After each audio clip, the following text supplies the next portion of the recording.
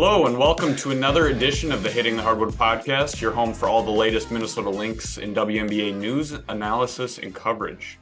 Thank you for joining and tuning in to another episode of the Hitting the Hardwood podcast. I'm your host, Mitchell Hansen, and I'm thrilled to be joined by Jack Borman from Canis Hoopus, my fellow Canis Hoopuser, I guess you could say. Jack, welcome and thank you for joining. Absolutely, man. I'm happy to be here. Jack, if you could, let's start by maybe doing a little bit of an introduction to yourself and where people can find you on social media, on find your work and all the above. Yeah, absolutely. So I'm the site manager, editor-in-chief of Canis Hoopus. So this is my second full Lynx season, covering the team as site manager, third season overall. You can find me on Twitter at JRBORMAN13. And yeah, all my stuff's at Canis, so I'm not bouncing around anywhere. I grew up watching, the dynastic teams that the Lynx had, and it was super fortunate to be able to make it to all those playoff games and just be able to follow that team pretty closely because Lord knows the Timberwolves weren't sniffing anything good at that time. So it was just super fun to have winning basketball to support in the cities, and has been a blast to cover, just getting to know so many great people and just being able to kind of help build, in my biased opinion, the best outlet for Lynx coverage over at Canis. So certainly it's going to be a really fun season. Obviously we'll get into that, but I think when you compare some of the outlook to this season as compared to last season and what it was like to cover it, frankly, it was pretty draining. Like, a lot of the losses were just, the same kind of game script, and you can only write the same thing so many times, and you could just kind of feel how badly everybody wanted it to work and change for Sil, and it just didn't happen. So now that they don't have kind of that added pressure, I think it'll be pretty fun to follow what should be a team that's got a really interesting and fun mix of veterans and rookies that we met today. Mm-hmm. Yeah, last for the listeners who aren't familiar, last year I think was probably, well, we've kind of been last few years kind of introduced to each other. I'm kind of in and out with going to games with living in central Minnesota, but we kind of got introduced to each other last year, and we talked earlier this offseason, I think it was it? Yeah, it was earlier this offseason. Feels like it was a long time ago. Earlier this offseason about I think it was me. like right after the season ended, the Lynx season ended last year. Okay, yeah. The months and the days and the years are just all combining together. But we started talking about me potentially joining the Canis team, and I've enjoyed not only just working with Lynx stuff with you, but I know I've initially helped a little bit of Wolves stuff and working with the rest of the team there, and I know specifically with the Lynx coverage, it's been a lot of fun to work with you and Leo and the rest of the crew, and I'm excited for what we're gonna do, what we already have done, but what we're gonna continue to do during the season. And I agree. I'm a little biased that I think it is one of the best outlets, if not the best outlet for Lynx coverage. And it's been fun. So thank you for giving me the chance to join the team. Absolutely, man. We're super happy to have you, and and obviously been a ton of fun to get to know you too. So it'll be even more fun this season now that I think now that you're kind of kind of steering into some uncharted waters a little bit, if you will, with so many unknowns and so many things to find out and cover, which will be a ton of fun. Yeah. Well, let's go right into that with kind of this team and the offseason so far. I know, I've talked to a few other people in previous weeks' podcasts about the offseason. It's been, for a lot of people, underwhelming. I mean, I think a lot of people came into the offseason thinking that Minnesota would do more than they have. Now, is it good or bad that they've, have been relatively quiet? That is yet to be seen. I mean, looking back at the draft, they were busy on draft night, but as far as acquiring players in other forms in free agency, Tiffany Mitchell's really the only new player, and they did retain a majority of the other free agents. But a lot of people are kind of underwhelmed. They're waiting for Minnesota to make that move, and that hasn't come, and I don't know if it will before the season. And what are your thoughts on the offseason so far? They're not really even including the draft. We'll get to that in a little bit, but how about just before the draft, the outlook of this team? Yeah, I think just as it pertains to moves and roster moves, I'm pretty surprised that Ariel Powers is still a member of the Lynx. I think in on the record conversations, both Cheryl and Ariel both kind of alluded indirectly to the fact that things may be coming to an end with just those two parties. And I remember AP posted something on Instagram after the season last year, and that was like, that surely feels like a goodbye and not a thanks for a great season, we'll see you next year. You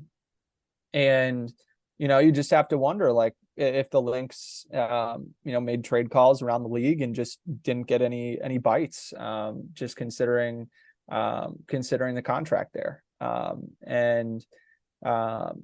think that I think that probably prevented them from doing other things that they would have wanted to do. Like if they could have split that contract up into two, whether that be maybe a protected contract and an unprotected contract, to a point where, okay, you can release a player potentially and get some more flexibility to be able to sign maybe not a max player, but a player definitely in that 125 to 175,000 range. So I think that probably kind of lowered the ceiling of what they're able to do in terms of their roster moves outside of the draft. But yeah, I think them being able to bring back Lindsay Allen and Rachel and Dee all on trading camp contracts, I think was good business for them, and being able to re-sign BC on a protected deal, I think was probably good for both parties, considering just you'd hope that BC would be able to play a little bit better this year in kind of a more spread out system where her 3-point shooting and attacking off the catch will be relied upon pretty heavily. I think the biggest thing with the Lynx was they didn't do anything to really like restrict their future in any way, which I think is a great place to be if you're not a team that's going to be expected to to compete for a title. And I certainly don't think the Lynx will be expected to compete for a title. So I mean, you just look at their books. Fee is the only player that isn't a rookie who has money on the books beyond 2024. So I think overall, like, if you're a rebuilding team, I think what the Lynx did was smart, and I think they are going to be in a place now where it'll just all be about development, and I think that's going to be fun to watch play out. You think you're talking about going back to the Ariel Powers kind of trade, or maybe a lot of people thought maybe she'd get packaged in a deal. Do you think that whether it was maybe no interest, or I guess what do you think was why didn't that work out? Why didn't they why weren't they able to package a pick and a player, pick and maybe a couple picks to move in this draft? Because it almost seemed like that was inevitable at the beginning of the offseason. It's like, okay, they're going to move something, but that never came. Do you think it was maybe a lack of interest? Do you think maybe this was what they wanted to do all along? What is your opinion on that? Yeah, I think my opinion on that is, like, I mean, Cheryl is Cheryl. Like, she's, like, I think the writing was kind of on the wall that Breanna Stewart was going to go to the Liberty, even dating back to last offseason. But, because she's Cheryl, still got a meeting with Breanna Stewart, and like she has the respect of the league, and I mean, a lot of players around the league understand that Minnesota really is a destination in the WNBA, and that their facilities are top tier. You get to play for arguably the greatest coach in league history, who also coaches the national team. and, get to play with somebody like Fee, who's pretty universally beloved around the league. And I think that, my view of the situation would just be that if the Lynx knew that they would be able to sign a free agent, as a result of making a trade, I think they would have been more motivated potentially to package the number 2 pick, or, the 12 and the 16, or whatever the numbers were, in trying to be more aggressive to look to get off of AP. But I think that's more of a win now move anyways, just in that, if you're going to have a pathway for young players to play and be able to develop, I think you probably don't want to jeopardize that just to move Powers with 1 year left on her contract. It's just like objectively not great business. And I think the only reason you would have traded Powers would have just been like, you feel really strongly about being able to turn AP into a player or 2 players that you felt would really be able to help the team win now, and also, clear up cap space to be able to sign whether it would be like a Brianna Jones or somebody like that's just like a big name, clearly fits, has a relationship with Cheryl, that type of thinking. So I think it was more than anything just like the cost that it would have been to get off of that contract just didn't make sense, considering what their outlook as a team were, and what the interest level from free agents on the market in Minnesota probably was. And I know a lot of people too, they thought that Minnesota should try and, everybody's been talking about trade to next year, trade picks for a pick next year, or trade a package for next year. Obviously everybody wanted to do that, and everybody still wants to do that. In a ideal world, that maybe would have taken place, where Minnesota trades the second overall pick and maybe another pick, moves to 2024 and gets maybe one of the top picks. I mean, that's what everybody's trying to do. They want one of those top players that are potentially going to be coming out in 2024, that being Caitlin Clark and Paige Beckers. But I don't think that I think that they, when it comes specifically to the draft picks or even trying to make a trade, I think that they wanted to move, but I don't think anybody wanted to move to 2024. And I don't think anybody even wanted to move to 2025, because you have the potential that some of those players, or maybe even one of those players in 2024, holds out until 2025. So they were of all years to have the number 2 pick or have 5 picks in the draft, it was probably not this one. But I mean, they still got some talented, prospects, and I mean, having coming out of the draft with what they got, I think that, for having not being able to make a trade, I think that, it all worked out for them. But absolutely. I mean, I think, and Cheryl said it today, like, if you would have told me in November that this is the haul that we would have gotten with our draft class, I think all of us would have been really excited about that. And that includes me too. Like, I'm super excited now that this is what this draft class is. And I think, it's the philosophy that money today is worth more than money tomorrow. And it's certainly worth more than money tomorrow when, if draft picks is this currency, then, money today is certainly worth more than money tomorrow, because Caitlin Clark has not committed to coming out of Iowa next year. And, and I was talking with the great Sloan Martin about this today too, and that, Caitlin Clark plays on national TV every single time she steps on the floor. And that is between the Big Ten Network, ESPN, or maybe Fox and Fox Sports 1 now. I'm not quite sure what the college sports TV contracts look like in the Big Ten. I think they changed this past, like in the last year or something like that. But, that's just not the case in the WNBA. You'd have to have WNBA League Pass to catch a majority of the Lynx games. And I do genuinely think that a player's name, image, and likeness value goes down once they get to the WNBA, because there are less eyeballs on the sport than women's college basketball, just because of the national television exposure. And frankly, I don't think the league has done a good enough job on being able to capitalize on the rapid growth that's women's basketball has been experiencing. And I think, like you see the Dream owner, acknowledging that on Twitter this week too. Like people aren't, it's not a situation where people don't know that this is going on. And in the summer, like you have to compete with, the NBA playoffs, NHL playoffs, getting ready for football season. Like, whereas, during the winter, it's pretty much just like all basketball and hockey. And I mean, it's just so hard to put all your eggs into one basket of team building, like one draft, especially with, not knowing what's going to happen. Like, you could have a situation like what happened to Natalie Achanwa, where like you could have all your eggs in one basket, gunning to get one of 2 or 3 players. And, 3 weeks before the draft or a month before the draft in the NCAA tournament, the playoffs, like someone blows out their knee or someone suffers a significant injury that could hurt your stock and derail their entire draft plan. I mean, I think it's just such a difficult sport to be a general manager in because of those types of decisions that you have to make. And I think what the Lynx did in terms of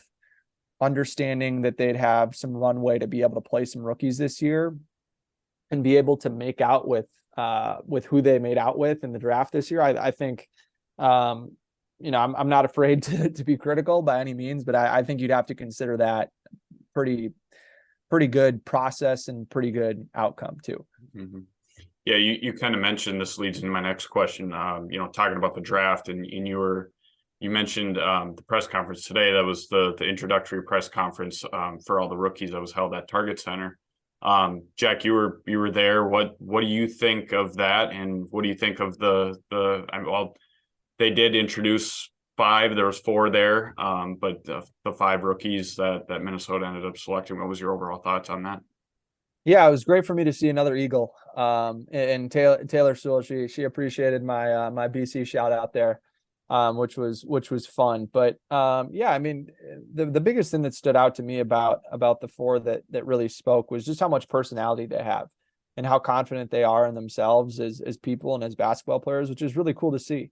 And I think that they seem much more like sure of themselves and in what they're bringing to the table than draft classes in years past. And I think that's just because it's going to be an environment where not only can they compete, but there's like a legitimate path to them being able to contribute right away. Like I would be shocked if Diamond Miller and Dorka Juhas were not playing in the first game of the season as pretty significant contributors. And I think that those 2 are absolute locks to be on the roster. Unless something happens during training camp that really pushes the Lynx off of course there.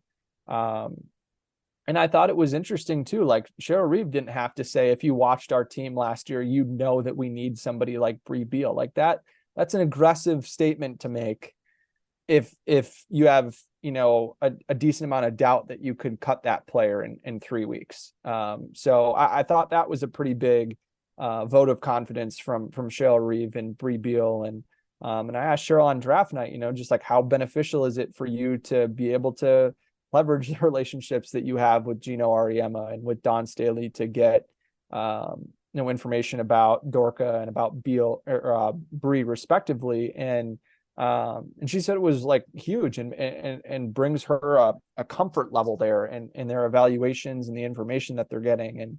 And for her to pick those 2 players, especially after, conferencing with those coaches, I think says a lot too about some of the brightest and best minds in basketball.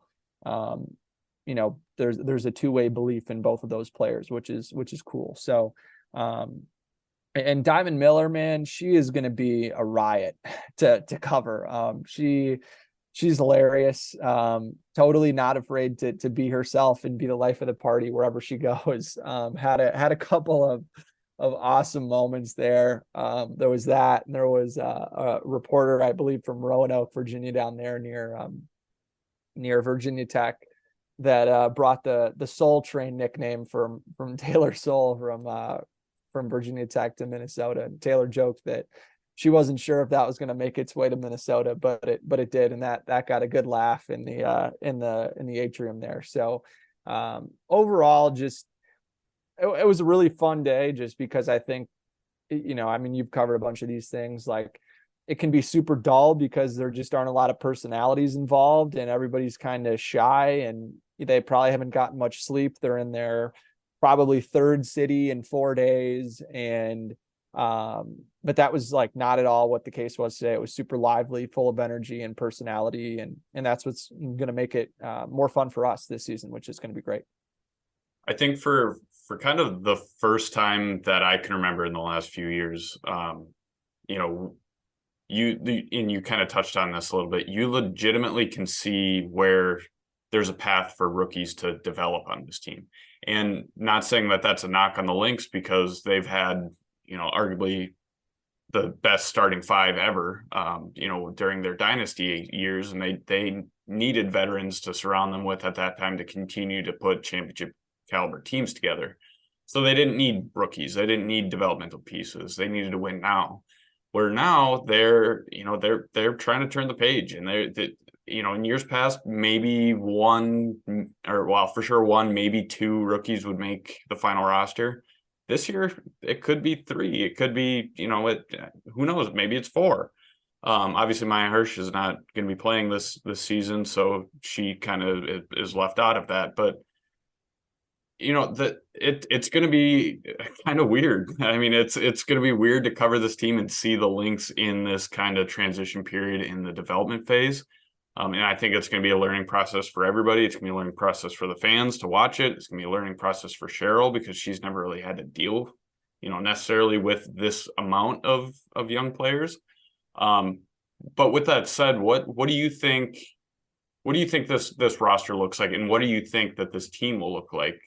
You know, maybe let's start with that at the beginning of the year, but you know, it could progress into, you know, depending on the development of the rookies. But what do you think that this team will look like with the players on the roster and the rookies that are coming in?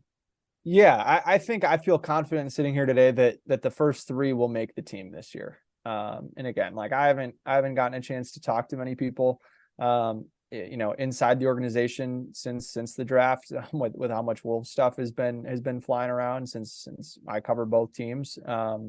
But I just like reading the tea leaves from today and seeing who else is on the roster. Like I think today was just, you know, that Bree Beal comment was especially noteworthy from Cheryl there. But yeah, I mean, if you look at Dorka at 6'4", 6'5", I mean, I'm 6'3", and she felt like she was towering above me. And she, I mean, she's the tallest player on the team. Because Jess is 6'3", 6'4". And but you know, like isn't somebody that plays, you know, like it isn't like a Maya Hirsch who's really athletic, jumpy 6'5" that can really get up there, where Jess is more of a bruiser and does a really good job defending down low in the post. Having somebody like Dorka that's more of a true rim protector, I think is going to help. And Milic is only 6'3". So I that's why I think Dorka is going to play quite a bit, unless there's some signing coming down the pipe that we aren't aware of yet. But I don't see that happening. And you think too about the fact, like, we don't know if Kayla McBride is going to be back in time for any training camp with her season over in Istanbul. And if Kayla's not back, you know, then you especially look more at Bree as someone, and Taylor Sewell too, or Taylor Sewell, excuse me, who will have the opportunity to be able to really compete and separate themselves in training camp, just with a lot of other players that are on training camp contracts. I mean, you look at it, the Lynx have 6 players on training camp contracts, and Milic was signed for 90, just how Clarendon was last year.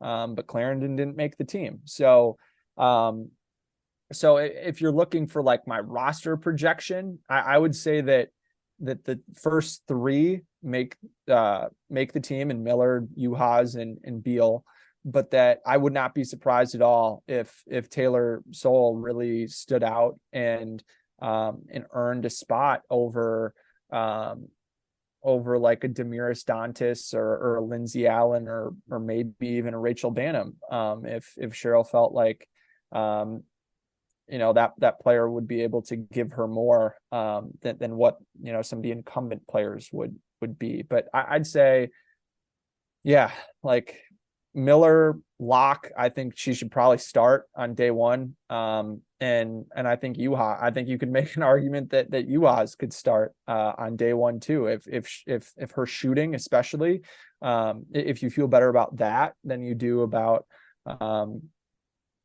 Jess Shepard next to Fee, then maybe that's a look you go with. But yeah, it'll be pretty interesting to see how we kind of see Cheryl's trust line evolve, because that Didi and Rach have been with Cheryl for a while now. And Alan was fantastic down the stretch of last season too. So I think trying to balance this share of rookies and legitimate vets. I mean, Kayla McBride, Natalie John Fee, Tiffany Mitchell, those are all great vets for rookies to have too. So it's a great environment for rookies to be able to be in, with how competitive it's going to be and the veterans you have available.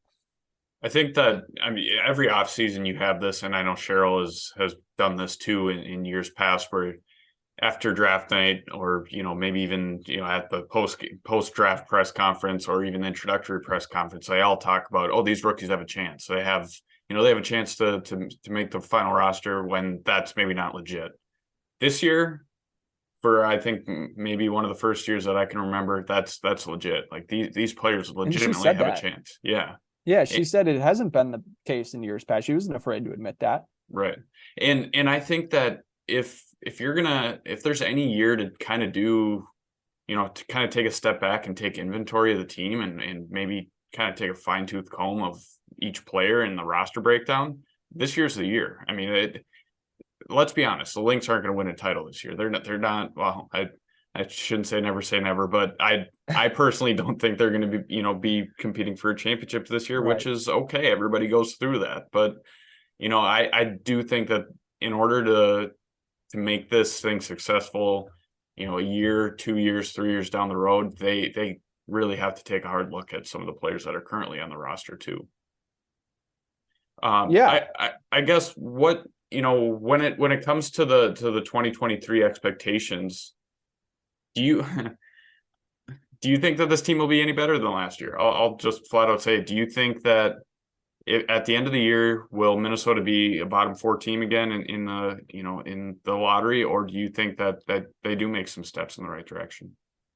I certainly think they make some steps in the right direction. I don't know if that means making the playoffs, but I do think that this team will be better than last year, just because with how banged up Sil was last year.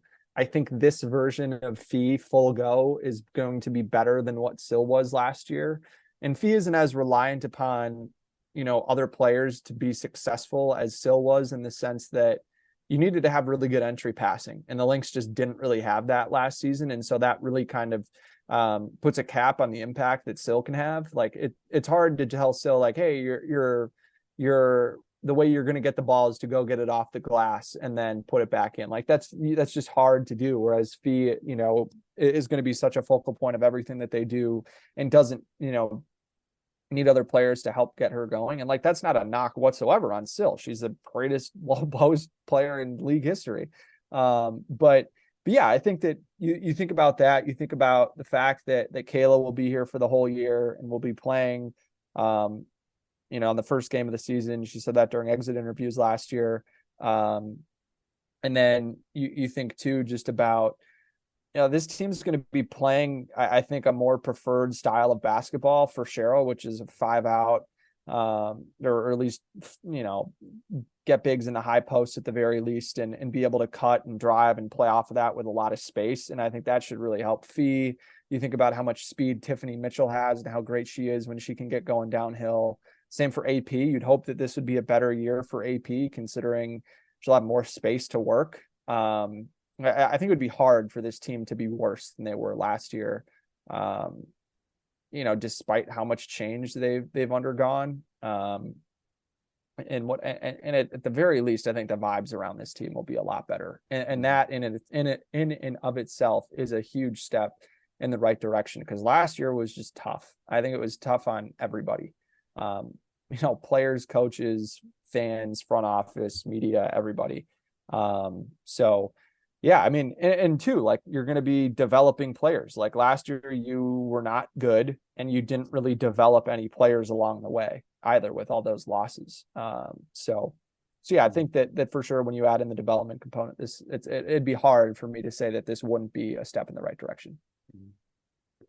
To conclude, I might, if you're okay with that, I might throw some rapid fire yes or no, or just kind of rapid fire questions at you and see what you think. If Let's you're do okay it. with that. All right. Day one is, well, okay, I'll backtrack a little bit. Wow, hot start. Yeah. Hot start. I had to think about that one a little bit. I guess day one or out of training camp, how many rookies make the final roster? I'm gonna say 3. Okay. Do you think that Diamond Miller is a day one starter? No, but I think she should be. Do you think what seed do you think that the Lynx will get in the 12-team breakdown of the league this year? 8. Ooh. This is not a yes or no question, I guess, but who do you think is going to win the title in 2023? Oh man. That's tough. That is tough. I'd have to say the Aces just because they've done it before. And like team chemistry matters so much. And there's so many new pieces with that New York team that I just think, having the familiarity that they all have with each other and really only adding, one piece in Parker, one big piece, if you will, I think, makes it a lot easier for them than having like 2 players come in who are better than your best player. Mm-hmm. I think that's going to matter quite a bit. Do you think that the rookie of the year in 2023 is on the Lynx roster? I am going to say probably not. I think it'll probably be Aaliyah just because I think that like so much of that comes down to how you play in the first 5, 7, 10 games of the season. Like she's going to play a ton. And I just think that like, even if Aaliyah was far and away the best rookie the first 10 games and faded a little bit over the final 30, and Diamond Miller didn't play as much the first 15 and then was awesome the last 25, like it's so hard to reverse what people think after the first few weeks of the season in that award specifically, that you're just kind of playing catch up. And but I think like with how much this team's going to want to push the pace, there's going to be so many opportunities for Diamond Miller to score, even in the half court, even if her 3-point shot isn't, where some people might hope it to be.